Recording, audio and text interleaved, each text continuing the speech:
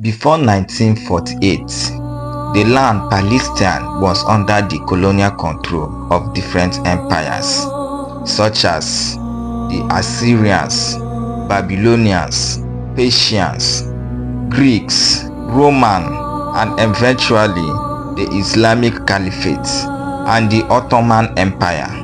This region, referred to as Palestine, was not known as Palestine not until the 5th century BCE that it was named Palestine in Herodotus' book titled History. It is a huge recommendation from me. You can go get it online. Let's continue. You see, Zionism was an obscure belief of the Jews in Europe that their homeland was in Palestine. This is a movement that started around 1890s. The movement became very strong around 1894 when a French Jewish officer was accused of selling military secrets to Germany. This incident provoked the Jewish to push for the establishment of their state, Israel.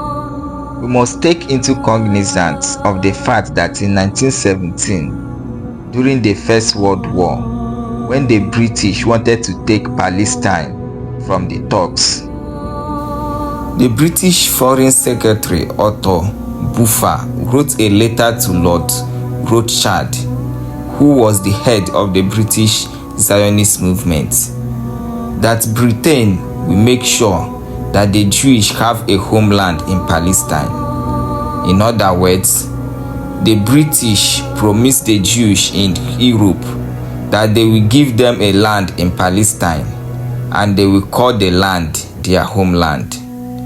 This letter is popularly known as the Balfour Declaration for those who would want to make research. However, this letter gave legitimacy to the Zionist movement in Europe. This declaration is a key document in the history of Zionism and the Israel-Palestine conflict. Now listen, let me tell you something about the Rothschild family. The Rothschild family is believed to be a powerful Jewish family that controls most of the wealth in Europe and the world in large. So the British promised the Jewish who are scattered in Europe a land in Palestine just because they needed the financial support of the Rothschild family to fight the Turks. Fast forward to the end of the Second World War in 1945. In the year 1948, the State of Israel was created in Palestine by the British government. So the Palestine Arab who lived first in Palestine saw the immigration of the Jewish into Palestine as threats to their existence. So it is the British that created the Israel-Palestine issue of today.